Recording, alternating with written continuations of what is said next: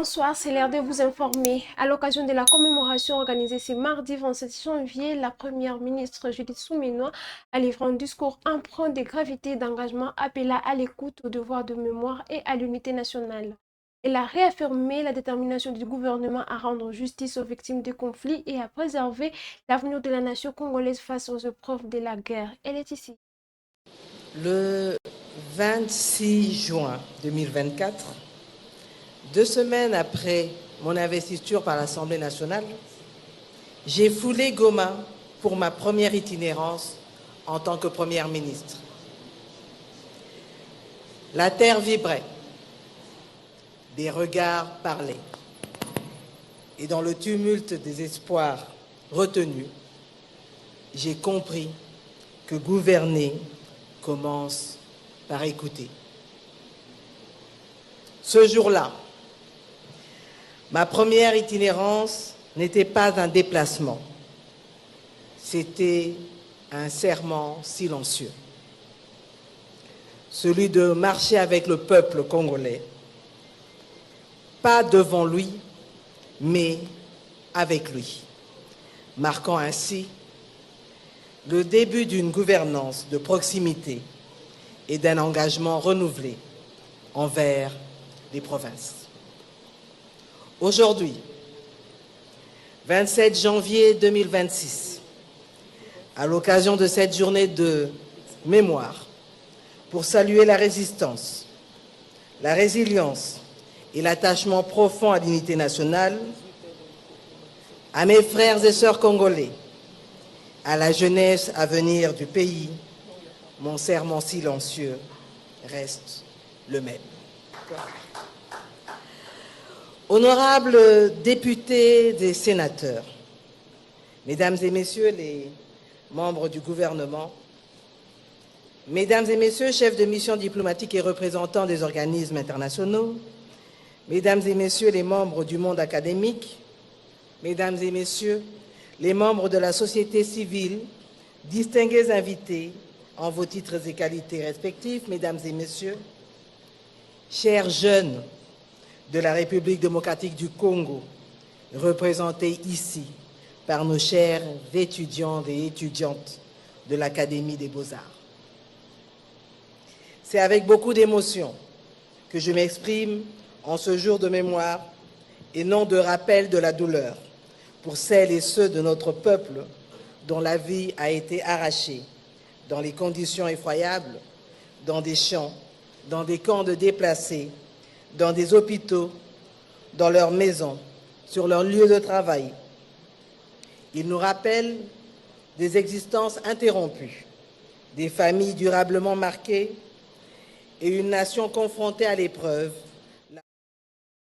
Les médiateurs qataris tentent une nouvelle fois de remettre autour de la table les délégations de Kinshasa et de l'F-123. Une reprise des discussions dans un climat marqué par des violations répétées du cessez-le-feu et une profonde méfiance entre les partis. Commentaire. De nouveau à Doha, les délégations du gouvernement congolais et de l'Alliance Fleuve Congo AFC M23 dans l'espoir de relancer un processus de paix presque au point mort. Cette initiative intervient dans un contexte particulièrement tendu alors que les cessez-le-feu déjà fragiles continuent d'être régulièrement violés sur le terrain. Depuis plusieurs semaines, les affrontements sporadiques et les accusations mutuelles ont sérieusement entamé la confiance entre les deux camps. Kinshasa dénonce la poursuite des offensives rebelles et l'occupation de nouvelles localités, tandis que l'AFC M23 accuse l'armée congolaise et ses alliés de ne pas respecter les engagements pris lors des précédentes négociations. À Doha, les médiateurs tentent de ramener les parties à un cadre de dialogue structuré axé sur la cessation effective des hostilités, la mise en œuvre des mécanismes de vérification du cessez-le-feu et la relance d'un processus politique crédible. Mais les attentes restent prudentes tant les précédentes tentatives se sont heurtées à des blocages persistants. Sur le terrain, la situation humanitaire demeure préoccupante. Les combats et l'insécurité ont provoqué de nouveaux déplacements des populations, aggravant les besoins en assistance dans l'est de la République démocratique du Congo. Pour de nombreux observateurs, seule une volonté politique forte, accompagnée d'une pression régionale et internationale soutenue, pourra permettre d'aboutir à un accord durable. durable. La rencontre des Doha représente ainsi une nouvelle chance, mais aussi un test décisif pour la crédibilité du processus de paix. Entre espoir, prudent et scepticisme, l'issue des discussions sera scrutée de près, tant par la population affectée que par la communauté internationale. En RDC, la question du dialogue national revient au cœur de l'actualité. Alain Antundou et d'autres acteurs proposent un dialogue en deux volets distincts. L'un militaire entre le FRDC, l'AF-123 et le Wazalendo, et l'autre politique pour encadrer l'intégration démocratique dans le respect de la Constitution. Détail de ce reportage. République démocratique du Congo, le débat autour du dialogue national refait surface. Alain Antundou et plusieurs autres acteurs politiques estiment qu'une sortie des crises durables passe par l'organisation d'un dialogue structuré en deux volets distincts, militaire et politique. Selon cette approche, le premier volet serait un dialogue militaire réunissant les forces armées de la RDC et FARDC, le commandement militaire de l'AF-123 ainsi que le groupe Wazalendo. L'objectif principal serait d'examiner les conditions d'une éventuelle intégration de certains combattants au sein des FARDC, tout en statuant clairement sur les sorts de membres de groupes armés impliqués dans des crimes graves, notamment les viols et les crimes contre l'humanité, exclus de toute intégration. Le second volet porterait sur le dialogue politique conduit par les personnalités politiques représentatives. Celui-ci viserait à définir les conditions d'intégration des acteurs concernés dans la vie démocratique nationale dans le strict respect de la Constitution de la République. Pour Alain Antundou et ses pairs, cette double approche permettrait de traiter séparément les questions sécuritaires et politiques, évitant toute confusion entre responsabilité militaire et engagement civil. Une démarche qui, selon eux, pourrait favoriser la paix, la cohésion nationale et la stabilité institutionnelle dans un contexte sécuritaire encore fragile à l'est du pays. Le gouvernement congolais veut renforcer l'anticipation et la réponse face aux risques naturels et humanitaires. À Kinshasa, le ministre de l'Intérieur Jacques Chabani-Louko a co-animé une conférence de presse avec Kamal Kishore, représentant spécial du secrétaire général de l'ONU pour la réduction des risques et des catastrophes autour de l'initiative EL Warning for All. Au centre des échanges se présenter comme un outil stratégique pour protéger les populations et renforcer la résilience du pays.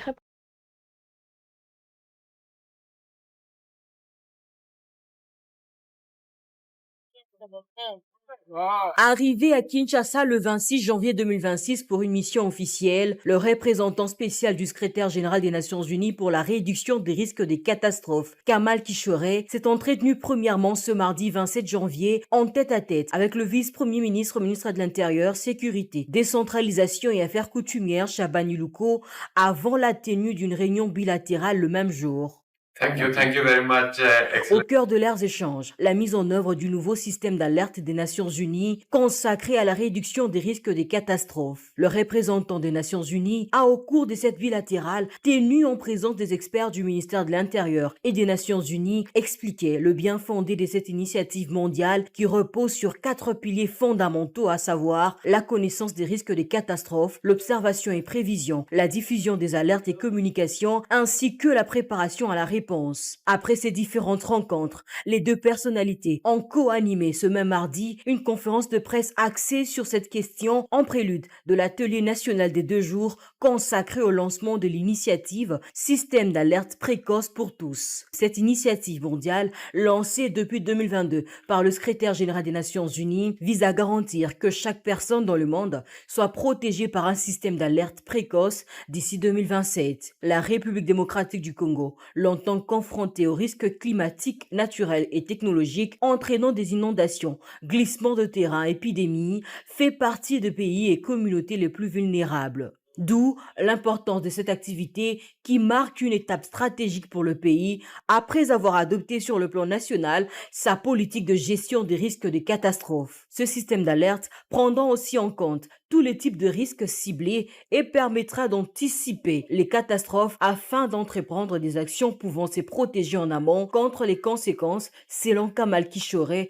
représentant spécial du secrétaire général des Nations Unies. Thank you very much for those 2 questions. Merci beaucoup pour ces 2 questions. Première question qui m'a été adressée était de savoir si les systèmes d'alerte précoce seront accessibles à tous les gouvernements. Oui, bien sûr.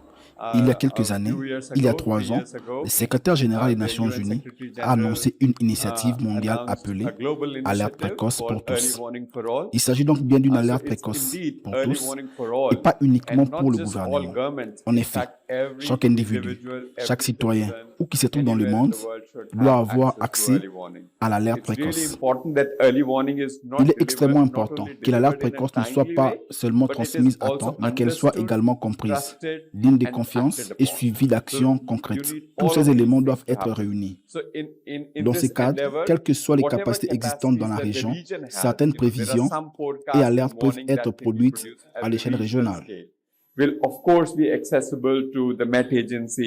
Au moment où la République démocratique du Congo fait face à une situation sécuritaire alarmante, le vice-premier ministre Chabani a, au cours de ce rendez-vous avec la presse, rassuré que le gouvernement congolais s'emploie également à appliquer la restauration de l'autorité de l'État qui passe par la prise en charge de populations vivant dans les zones sous occupation des rebelles. Nous identifions effectivement le conflit comme des causes qui peuvent amener à des catastrophes, principalement déplacement de population.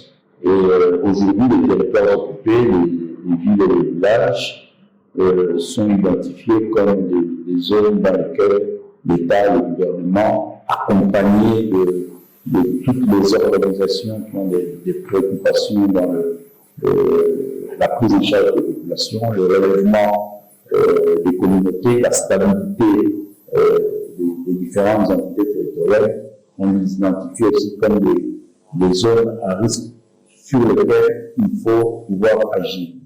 À savoir qu'à ce jour, plus de 100 États dans le monde disposent déjà de ces systèmes d'alerte et rassemblent au sens large le système des Nations Unies, le gouvernement, la société civile et les partenaires de développement des secteurs privés et publics.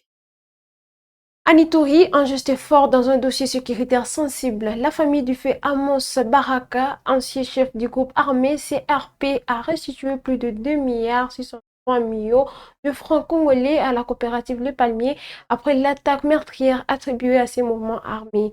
Un acte salué par les autorités provinciales. Le détail est dans ce reportage.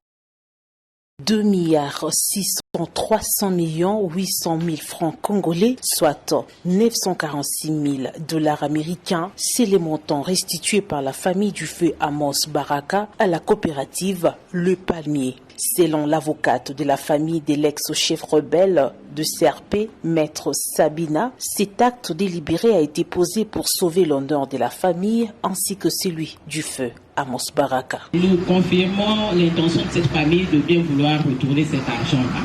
C'est ainsi que nous avons saisi l'autorité politico-administrative pour parvenir à cette fin.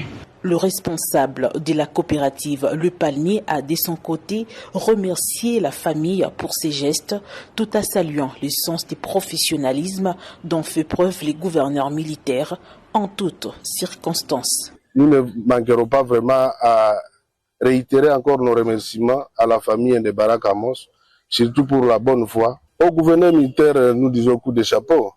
Et c'est la preuve que nos services fonctionnent normalement et que nous avons un beau gouverneur qui a les soucis de sa population.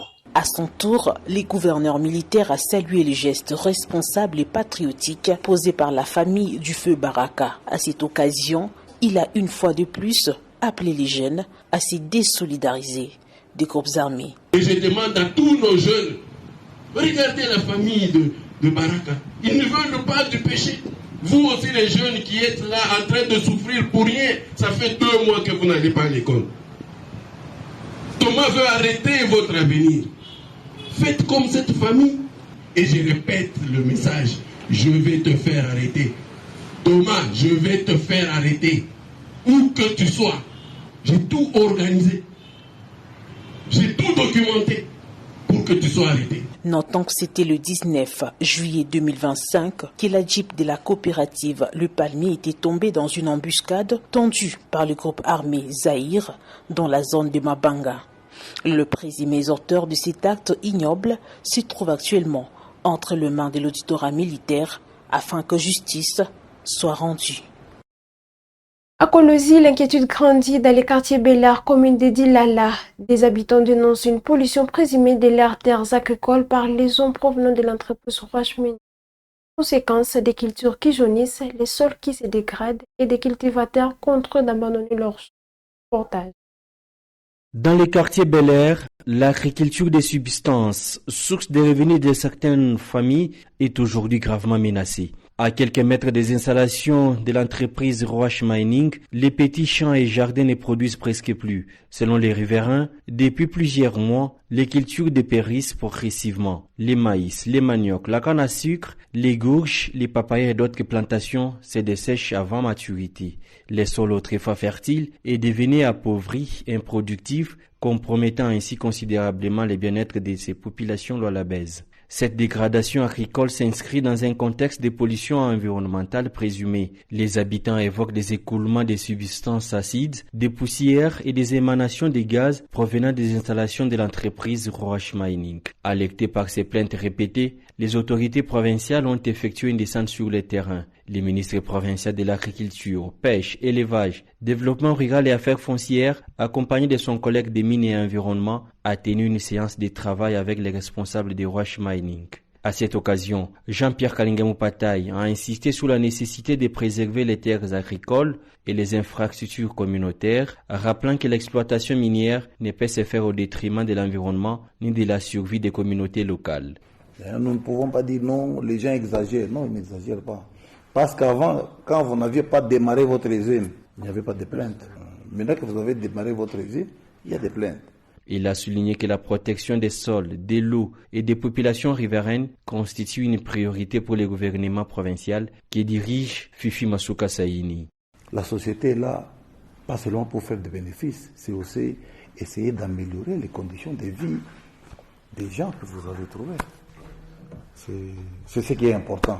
Donc ne soyons pas trop sur la défensive, mais essayons ensemble de voir qu'est-ce que nous pouvons faire pour améliorer et les conditions de la société et les conditions de toute la population qui est tout autour de la société. Séance tenante, Jean-Pierre Kalinga-Mupatay et Nicodème Ouamana ont recommandé le prélèvement d'échantillons des sols, d'eau et si nécessaire des résidus végétaux, afin de déterminer les niveaux réels de pollution. Une commission technique multisectorielle composée d'experts des deux ministères a été mise en place pour analyser les résultats et formuler des recommandations.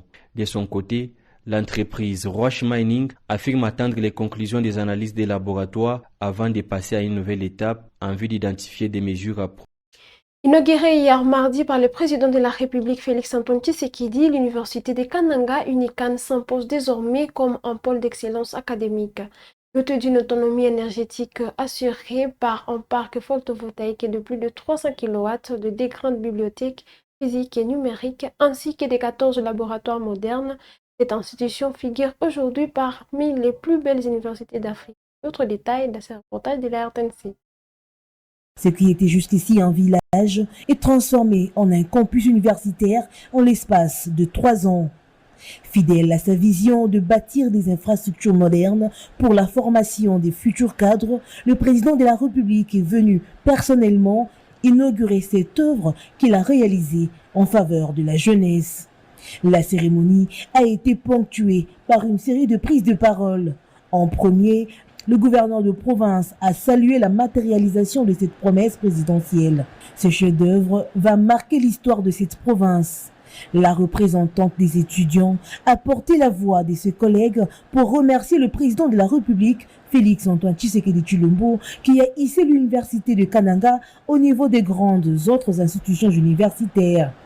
À son tour, le recteur a exprimé sa gratitude avant le discours dans le même sens de la ministre de l'Enseignement supérieur et universitaire. Il ne nous semble pas superflu, Excellence, Monsieur le Président de la République, de vous rappeler qu'aucun de vos prédécesseurs n'a posé un tel acte dans notre pays. Vous êtes exceptionnel et vous méritez plus que nos applaudissements.